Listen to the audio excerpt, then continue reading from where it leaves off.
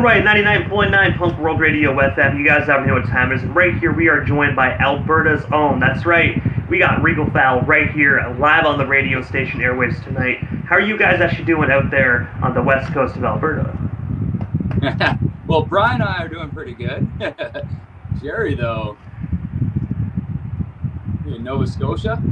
I'm in Nova Scotia. Hey man, I can't even complain. I would much rather be in either Nova Scotia or Alberta right now rather than Ontario. So I mean, you guys both have it good. But I think I would go with Nova Scotia, man, because you can never go wrong with the ocean. It looks a lot like Ontario here, actually. I'm not gonna lie. Does it really though? Honestly, that's crazy. One big small town with a couple of lighthouses. Yeah, that sounds like 90% of towns in Ontario. Yeah, fair enough. Minus the lighthouses. And I know you guys are busy individuals, so of course I'm not going to take you away from your night too long, but I got to take you back to the beginning of this amazing band, and I have to ask, how did you three actually first meet and form Regal? I'll let Brian or Mitch tell the story this time. All right, Brian, you got to tell the story. Yeah, Brian, you tell the story. I can tell the first half of it anyways. Jerry and I were actually, we responded to a Facebook ad for people who wanted to join a punk band in Banff. And just covers, you know, that sort of thing. So we played a few shows and whatnot. And due to some unfortunate circumstances, the band kind of fell apart. But we still had the juices flowing to play some live music, so we were looking for something else. I managed to find a place, a jam space anyways, in nearby Canmore. And at the time, Mitch, you were Jerry's roommate? That is correct. Correct.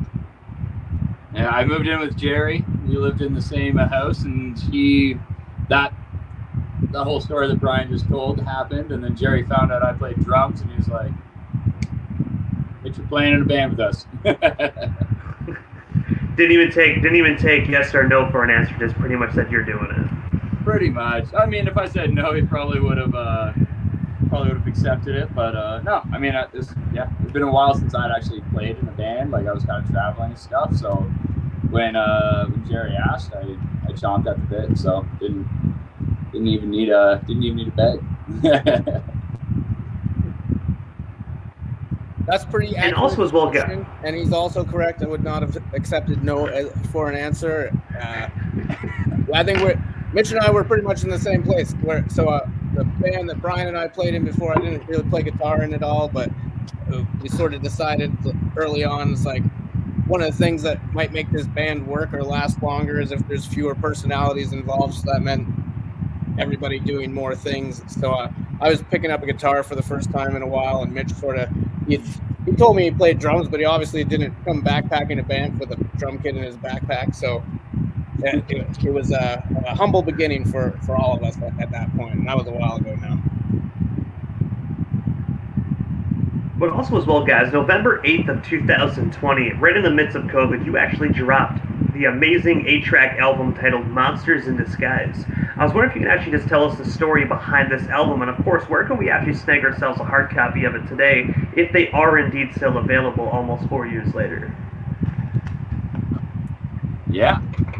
Well, I mean, it's actually kind of interesting. Like, I'll start with actually the title of the album, and you guys can take over. But yeah, I mean, we've been playing music. We wanted to make an album, you know, and Jerry and I, we kind of both write lyrics in the band, and we had both written a song that had the lyric "Monsters in Disguise" in it, just by chance, you know. I mean, we have very kind of similar lyric styles, I guess, in some ways, and so the title of the album, "Monsters in Disguise," is kind of a no-brainer. I felt like at the time. Yeah.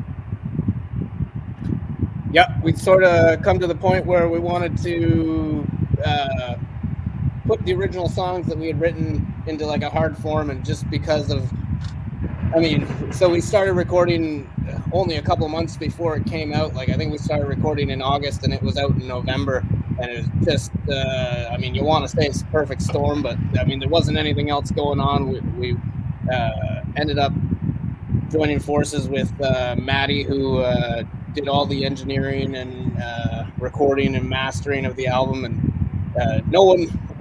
I mean, I guess we were all kind of working, but I don't think Matt was. So we had lots of time to put in it, but it was real. Like looking at how long it takes us to do music now with the world back the way it's supposed to be, or the way it normally is, it actually went by super quick that we recorded all 8 of those songs and everything came out sounding super good. I'm trying to think of any particular stories. I mean, it just went by so quick and it was just nothing else to do, so we wanted to do it. Let's get it done. We'd done like right at the start of COVID, when everything started to shut down, we sort of recorded a 4-song demo for ourselves. And even previous to that, before COVID hit, we were already talking about, all right, well, we got to start recording some of this stuff. So it really just fast-tracked the accomplishment of getting that out there. And as far as getting hard copies now, we still do have CDs, and you can order them off our Bandcamp website, or Bandcamp's Regal Foul page. We'll definitely mail it out to you. In fact, I'll go even further. If anybody out there goes to our Bandcamp page and orders a copy of our latest LP or EP or single, whatever 7-inch record, we'll throw in a copy of Monsters to these guys for free if they mention this interview. Because I dig that. It's an exclusive. Good deal. The thing is like, where do you take CDs to sell them in hard copy these days? Like, there's nowhere that really sells them. I don't think. Pretty much our target audience are like people with like a car or a vehicle in like the early 2000s. Yeah, exactly. Was your car manufactured between 2001 and 2009? Well, we've got a product for you. Snag your Regal Foul album today. When we got the test CD back, like when the first CDs came back, I didn't even have a CD player then, and that's like 4 or 5 years ago. I'm like, oh, well, my PlayStation 4 that I've had for years, I've never tried to play a CD in, but surely it's got a disc drive. Surely I could put that in there and listen to it. But even the PlayStation 4 wouldn't play CDs. That's crazy. So it's I will admit, I had thousands of CDs myself, and I still buy them today. But this is going to where it sounds pretty bad. To find albums, majority of the time, you got to go to a thrift store, man, which... that makes me feel old as shit. Just knowing you used to be able to go to a Walmart, Music World, HMV to buy CDs, and now like the place that has the most CDs is fucking thrift stores. It's like, well, I went to a record store in Halifax the other day, and it was probably one of the biggest record stores I've been in a long time. I don't know when the last time I was in it. It was Taz's Records on Grafton Street. And I think they did have some CD, like it was mostly vinyl, but I think they did have some CDs, but it was all like $1 CDs, like just like a bin of CDs that you can flip through for $1 or something like that. So even in the music stores, they're not even really selling CDs. Yeah. That's funny actually, Jerry, because who's that, Brad? That's the 4th member of Regal Foul. No, Mike, so like some of our new releases was recorded by this guy, Mike, and he came over the other day wearing a Taz's Records shirt. Oh, did he? Yeah, he's like, I wonder where Jerry is, because he's from Nova Scotia as well. Yeah, so you have to tell him that story. Or he could listen to the radio show and he would hear it for himself. Because obviously he's listening, right? You can send out the link to everybody, right? Yeah. Well, also as well, guys, you are currently signed to a major label actually out here in Canada. One of my favorite current punk rock labels, which is High End Denim Records, that has yourself and so many other amazing killer punk rock bands. But I was wondering, how did you guys actually get discovered by High Denim? Because I do know obviously you guys are not far apart, because you guys are both from Alberta, but how did you guys actually get on the radar of High End Denim Records? I will tell you exactly what happened. Is we played some shows with them, and at the end of the show, I went up to Josh and Ozone, and I said, "Hey, I just want to let you guys know that I'm a big fan of what you guys do, like just putting other people's music out." And we did 2 shows over a weekend with them, and doing those 2 shows, we actually met a few other people that I'd sort of been in rough contact with in the Alberta music scene, and I was just really excited about the networking that was happening then, and I'm like, you know what, if there's any way we can be a part of it, let us know. And sure enough, when I started talking about demos that we had or recordings that we had that hadn't been released or still needed to be mixed with Josh, we basically just said, wink, wink, nudge, nudge, we can put those out for you. But it was also great timing because after they signed us, then they started signing really good bands. So I always say we got in under the wire. Yeah, I think they liked us as like people. Like, you know, we had a good time with them, and yeah, we had some good chats. I don't think it was our music that they grabbed onto, but no, I think it's more about what they were trying to do. I mean, I don't know if it's always the mission statement, but I really think they were, for a while, focused on building a musical community of musicians and bands. I mean, for the most part in Alberta. I think he just murdered somebody there. I'm not sure. Did we lose him? Immortal just died. DJ Immortal just died. You're back. Okay.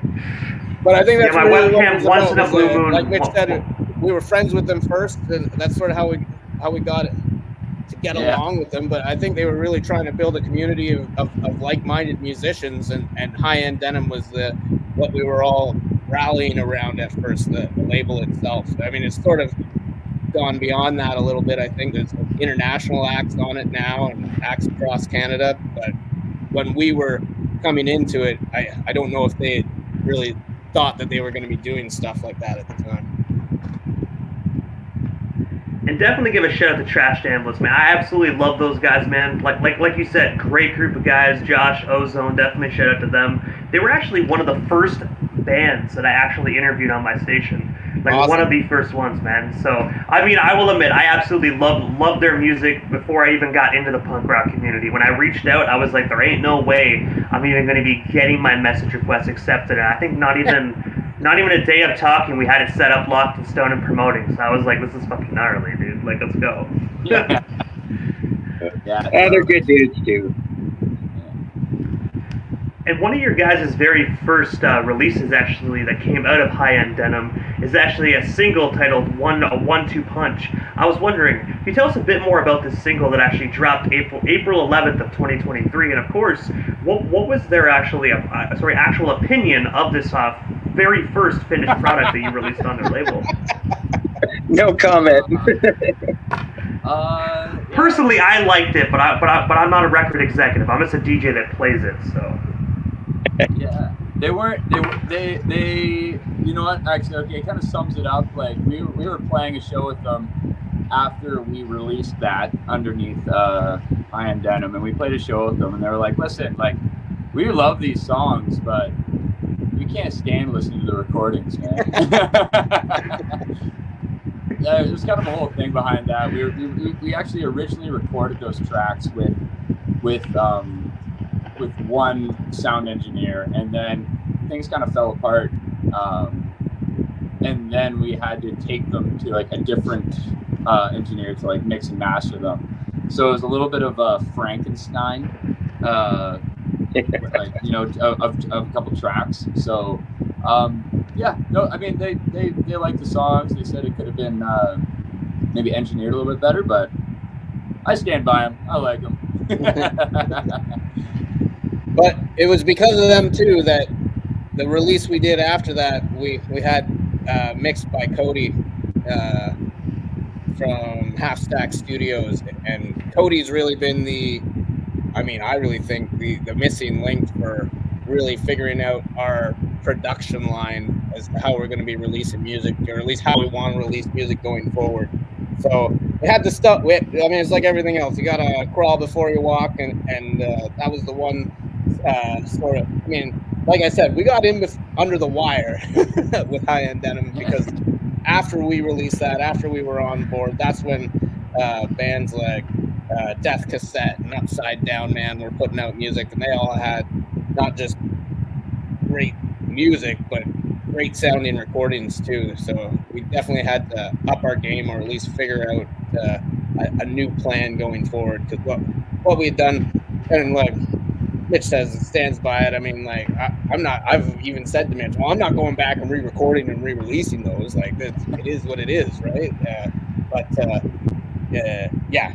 It was just a stepping stone into figuring out a process. We're always growing. We're always figuring out how to do stuff better. And sometimes you got to release something that doesn't sound good, and the songs are great songs. It's just we didn't get the best results in the recording and mixing process, the mastering that we'd hoped for. But we didn't know any better either, so Yeah. we might not have offered them up. Ignorance is bliss, though, right?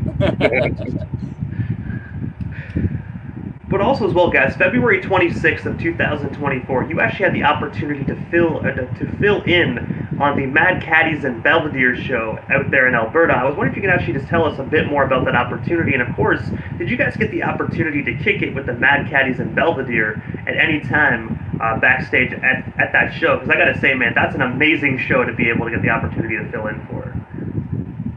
Oh yeah, that was. I think we were all kind of planning on going to that show anyways. It's not every day you get the Mad Caddies outside. I mean, it's literally 4 doors down from my house or something like that, or from my apartment. That afternoon, we basically got a call from the promoter that the opening band, and I give them the shout out all the time everywhere, like another great Banff band. And now I feel bad saying this. The drummer had diarrhea and was not going to be able to perform. Had gastrointestinal issues and could not make it to the show, which, I mean, that's got to be very upsetting for any of them. But that's very shitty. We were ready to step up. It was basically, I messaged Brian and Mitch, and I think we agreed on it within a half hour kind of thing. We found out at like 12 o'clock that day. Like it was in the afternoon. And no-brainer. Hey? It was a no-brainer. Yeah, exactly. That kind of opportunity. Yeah, I mean, like, yeah, we're chilling. I mean, they're both those bands are a lot bigger than us. We played with Belvedere a couple of times, but it's which is amazing every time. They're such good guys, but it's like, yeah, I got a chance to shoot the shit with the lead singer. He was talking about he's like, oh yeah, he was telling me about when he was learning how to sing, and like he was giving me some pointers, and yeah, super humbling, really, kind of tipping your hat to him, And also as well, guys, your most recent single actually dropped April 2024, titled Steal My Time. I was wondering if you can actually tell us a bit more about your most recent song, and of course, will the Regal Foul fans get the opportunity to hear new music this year in 2024? Let me check the 8-ball down here. All signs point to most likely so. We don't have finalized plans for new music right now, but we do have the same sessions that we recorded the songs for the Steal My Time single. We recorded, I think, 4 or 5 other songs. Am I right? 3 other songs. We've got other songs that are ready to go. We're letting this one cook. We're letting it Steal My Time enjoy its limelight for right now, but we're going to figure out some plans in the next couple months. I'd like to think that we'll do one more release before the end of the year of some of the stuff that we've got already recorded. And Steal My Time, the 2 songs on Steal My Time and Contrarian, were actually originally recorded in the same session that we had done Punch to the Face and can't even think of like the 1-2 Punch EP. However, when we sort of really started talking with Josh and Ozone about those songs, and we kind of felt that we had to re-record them, and when it came time to release a set of songs off of this new session, I really wanted to do Steal My Time and Contrarian because I felt like I'd been waiting 2 years, 3 years, or however long since we had originally recorded them. And I wanted to get them out. So that's why we did it like that. It was me just saying, fuck you guys. Yeah. What I want to do. And that's really the only reason. And I mean, I said to Mitch and Brian a lot, like I felt like Steal My Time was appropriate as the title track, or as the track that we sort of bounced off of, because I felt like the time had been stolen from us in a way, from when those songs were originally supposed to. Like if the world would have worked perfectly, those songs would have came out 2 years ago or 3 years ago, very soon after, like within a year of Monsters in Disguise coming out. I think Monsters in Disguise came out, and I think we were recording again. Did we record Red Again like in 2021, or was it 2022 when we recorded that stuff? Life's a blur at this point. Yeah. But yeah. No, But yeah, so that's why those songs came out together. And like I said, they were recorded with a larger set of songs that are. I think we've got one that's waiting to get mixed and mastered, but everything else is ready to go out of those songs. So we're just figuring out our release plan for that. So there will be, hopefully, this year some new music coming out. But if not this year, it'll be very early next year. And of course, there's some more stuff cooking in the oven down here that we're really stoked about. I don't even really want to talk about it today, but we got a whole lot of stuff. Mitch might want to talk about it. Brian might want to talk about it. I'll leave it up to them, but there's definitely some stuff cooking in the background. So we've got plans musically for a little while to come yet for stuff to come out. It's all at different stages right now. Even just like, yeah, just something just to finish off that thought. Yeah, like just like the EP Steal My Time or whatever. Yeah, I think it's a good example of, like, you know, our band. Like I said, that like Jerry and I both kind of write lyrics. We kind of go back and forth, and you know, I wrote Steal My Time and Jerry wrote Contrarian, and we both had our own reasons. Jerry told me the story of Contrarian. If he wants to tell it, he can. Maybe he might be shooting. Yeah, don't drop any names, but yeah, I don't know. Yeah, I mean, I feel like we're constantly getting stuff taken from us, but you know what? You know, the most important thing to us is our time, you know, and what you do with it. So, you know, you steal my money, just don't take my time, you know. But also as well, guys, August 19th of this month, you will actually be performing at the Pin Bar, 501 17th Avenue out there in Calgary for the Trash Talk event. I was wondering if you can actually tell us, what can the Regal Foul fans actually expect from this up-and-coming show? And of course, where can we actually snag ourselves some tickets if they are indeed still available? Oh, this is a big one. This is important. This is Banff invades Calgary, because if you like Regal Foul, we're gonna give you a double dose, because not only is Regal Foul playing, but we got Mitch's other band, Cinch, also playing. So yeah. maybe it's not a double dose of Regal Foul. Maybe it's a double dose double dose of me, I guess. Putting in overtime, man. Yeah, I don't think there's advanced tickets for it. I could be wrong. I think it's a pay at the door type dealio, and I could be wrong, but I'm pretty sure. You'll have to look him up on Facebook, Trash Talk with Nate Trash. I think he might live stream those shows.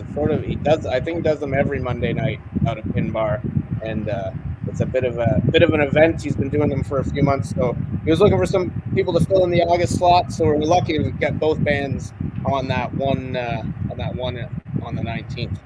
And it's free pinball all night. Free pinball. Free pinball, yes, yeah. Tickets at the door, just show up, and you got all the pinball you want. Well, I think you got to pay.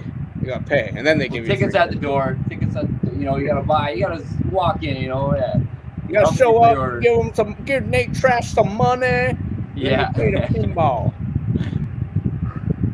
I don't know, man. Pinball and a punk rock show at the same time. I don't know, man. That sounds like one hell of a killer night.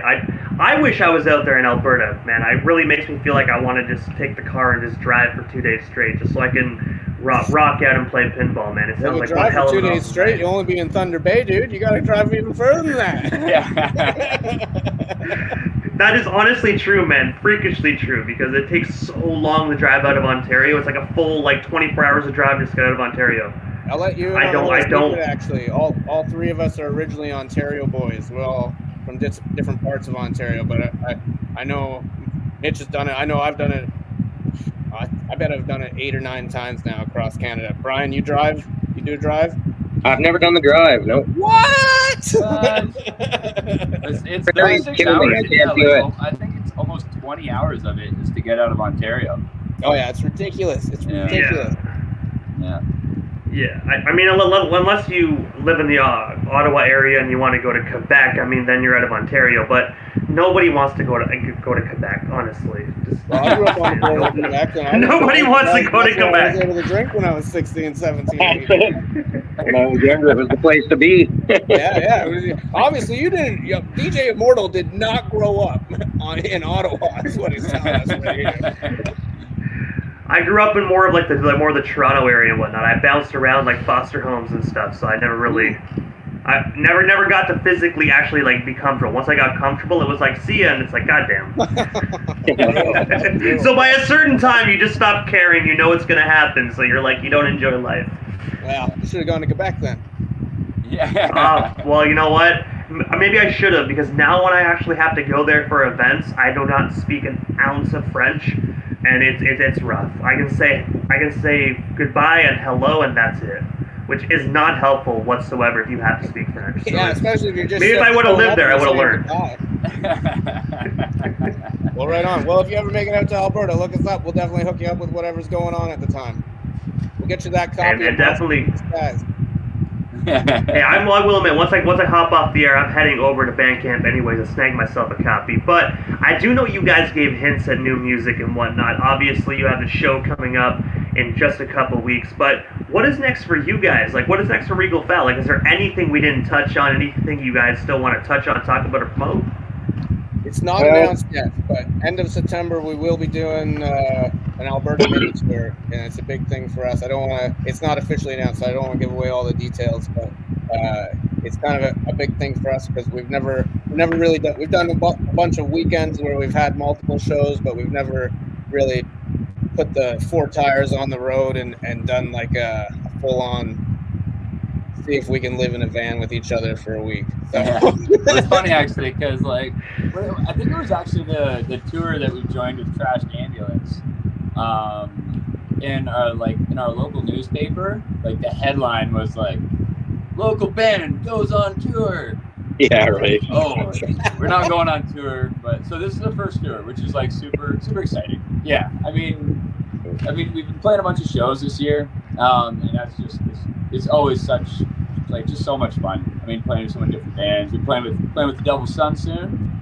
Is that announced yet? Maybe yeah, that one's announced. Devil Suns is, I believe it's September 16th at the Rose and Crown in Banff. There are advanced tickets for that available right now, and if you go on Facebook and search Regal Foul or Pitworthy Promotions, you'll be able to find the advanced tickets for that. Get the advanced tickets because I believe it is $10 in advance, but $15 at the door. So that one you would definitely want to do buy in advance if you're able to. Save your money. Save your money. Buy Regal Foul shots. Yeah, I don't know. We love playing shows. Or buy merchandise as well. Buy Regal Foul shots. Yeah, no, we're playing shows. I mean, we're always playing shows. We always say that we want to like sit down and focus on writing our next album. We have some unreleased tracks, like Jerry said, and I think we're all we're geared towards we'd like to do another full length, because I think I mean nowadays it's like kind of the environment where like it's not really worth people's time to release full length in some ways. Like everybody wants the EPs, it's like almost that slow drip of content. But we've had the pen on the pad and we've been writing a full length. I think we're super stoked about. And I think that's all I really want to say about that. Yeah, we're super stoked about it. I'm going to say that too. I am also super stoked about it. I'm trying not to talk about it the whole time, but I am excited about it. In fact, so excited it's hard to even be excited about the music we've already got recorded that hasn't been released. This is how stoked we are about it, and I mean it's not me. It's all 3 of us. We're all super excited about it. We've been working on it a while, and just really came together a couple weeks ago. Like we saw it. So. But in the past, we've always said like, all right, like we're not going to take any more shows. We're just going to sit down and write music. But we always seem to end up just booking shows. So I'm sure there'll be a couple more shows before the new year and in the new year that they'll be announced at the point. Let's not forget about the high-end denim compilation as well. We released a song on. Oh shit! I forgot about that. Hell yeah! Have you given that a listen to DJ Immortal? I have not. I've been falling behind, but I definitely need to educate myself because I didn't even know. Yeah, I know, man. The owner of the punk rock station did not listen to it yet, but now that I know about it, I'm definitely going to be jumping all over that like a fat kid in a candy store. Yeah, it's called Higher Education. It just Higher Education Volume 1. I mean, maybe there'll be a volume 2. Who knows? I don't know. I'm not for this corporation. But yeah, it came out on vinyl about 2 months ago, and more recently, and because it wasn't available at first, but more recently it has been available for streaming. So if people search higher education, not only will they get to check out an previously on release track from Regal Fowl, but also some other great tracks from other bands on High and Down Records. Yeah, I'm really like stoked. Like with like me and Josh No Zone, the label did such a good job. Like all of the songs on there. Like I just really like the structure of it. Like it just flows so well. And like I mean, there's band like Free Sergio's from Israel. Tel Aviv, you know, and Death Cassette's from Winnipeg, and you know, there's so many good songs like from bands, you know, global bands, and yeah, no, it's really worth a listen, I would say. And also, guys, before we actually part ways tonight, how do we actually follow you guys across all social media platforms? I know earlier on we talked about the Facebook briefly, but are there any other social media platforms you guys are currently on? And of course, how can our listeners actually follow you? Like OnlyFans. Hey man, big one. It's 2024. No judgment. Get that money. It's just pictures of Mitch. Brian and I are too old for that. We don't even know how to log in. Nobody needs to see that. Yeah, so at Regal Fowl, surprisingly enough, is never taken on any social media site or platform. So our big two are Facebook and Instagram. So if you want to follow us at Regal Fowl, we'll definitely get you plugged into the loop. And that's really where most of the stuff happens. They can also follow us on YouTube, again, at Regal Fowl. We haven't put out a video for a couple months, but that's usually where they hit first. And then TikTok, you're gonna have to talk to our manager about that one. We're not on that one yet. We're hoping they shut it down before we figure it out, is really what I'm hoping. And we don't have to worry about it. Yeah, I don't blame you. TikTok. I joined TikTok just to make an account for the radio station, and I'm telling you, it is the most weirdest place I have ever been. I think I watched the videos for 10 minutes, and I was like, I lost some brain cells, and I just uninstalled it, and I just have the account lingering and never used it. I just can't do it. Fair enough. I used to work a lot with marketing and social media, and that's sort of what a lot of people would say if you're a small business. They'd say, you know what, don't try to do them all, because then you'll just half-ass do 10 different platforms. Focus on a handful that you know how to run, that you feel comfortable posting to frequently, and roll with it. So that's always been my philosophy. Plus, if you look at, like, I know it's the same for Mitch too. If you look at our phones, you open them up, we've got a bunch of different things that we're involved with, and we'll have, like, Mitch, how many different? Where is Mitch? Mitch probably has like 4 or 5. Phone died. Once he started talking about OnlyFans, it was almost like his phone immediately shut down and was like, no, we can't. DJ Immortal cut him off. He's like, no. Honestly, you'd be surprised. I've only ever cut one person off during an interview, but yeah, it was my previous station, and they started doing some.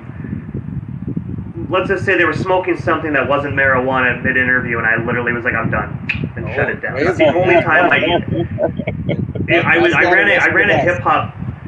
I ran a hip hop station back in the day. It kind of fell in my lap. And long story short, one individual that I was interviewing, he requested a video interview, so I was like, "Okay, we can do video. We don't have to do phone."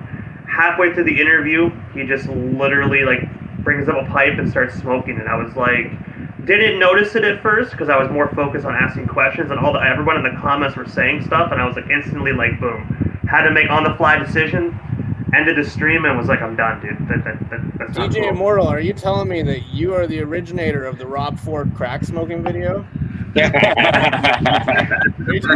you know what? Station? Oh my god. But you know what? I will tell you this though: if it did happen on my station. I'd be making a lot of money right now. That's all I gotta say. Let's just say I would have flew you guys down to. If I would have had that budget, boys, I would have flew you guys down to Ontario. And we would have had a decked out interview. Yeah, Oh, that guy yeah. got some Maybe money. next time. Whoever had that video got some money for sure. But I gotta say, first and foremost, guys, thank you so much for giving not only myself but the radio station airways a bit of your time, man. It was such an honor speaking with you three tonight and just learning more about such an amazing, killer Alberta band, man. I literally wish you guys nothing but luck on your across Alberta tour. I know you guys are absolutely going to tear the roof off every single venue that you visit. But guys, for now, have yourselves a phenomenal night, and I'm looking forward to that unreleased music when it does drop to the general public. Well, you'll be the first to know. And thank you for having us. Thank you for everything you do. We appreciate anybody that's out there spreading the word about punk rock and letting us have a platform to talk about nothing on. Yeah. Hey, well, you're most certainly welcome, boys, and I will say this to every punk rock band that I actually enjoy, and every band that I actually play their music. If you guys keep making it, we here at 99.9 FM are going to keep spinning it, man. So you make it, we'll spin it. Sounds like a damn good deal to me. Yeah. Hell yeah. Appreciate it. Thanks so much, Hey, man. most definitely, guys. Have yourselves a wonderful night. We'll definitely talk again soon. Awesome. Thank you. You too, Have a man. good night. Take care.